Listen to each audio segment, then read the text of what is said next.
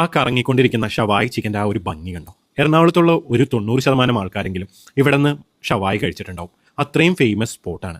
ആ ഒരു ചിക്കൻ്റെ സോഫ്റ്റ്നെസ് ഒക്കെ അവർ ചിക്കനിൽ നിന്ന് പീസുകൾ മുറിക്കുമ്പോൾ തന്നെ നിങ്ങൾക്ക് മനസ്സിലാവും എത്ര സോഫ്റ്റാണ് ആ ചിക്കൻ എന്ന് പറയാതിരിക്കാൻ വയ്യ.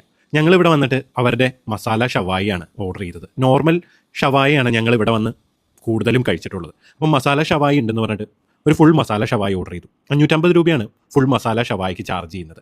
ആ ചിക്കൻ്റെ സോഫ്റ്റ്നെസ് പൊട്ടിക്കുമ്പോൾ തന്നെ നമുക്ക് ഫീൽ ചെയ്യും. അത്രയും സോഫ്റ്റായിട്ട് വെൽ കുക്ക്ഡ് ആയിട്ടുള്ള ചിക്കനാണ്. അതിൻ്റെ മുകളിലേക്ക് ഇഞ്ചിയും വെളുത്തുള്ളിയും അതുപോലെ തന്നെ വിനാഗിരിയൊക്കെ കൂട്ടിയിട്ടുള്ള ഒരു മസാല മിക്സ് ചെയ്തിട്ടാണ് നമുക്ക് മുൻപിൽ കൊണ്ടുവന്ന് വെച്ച് തരിക.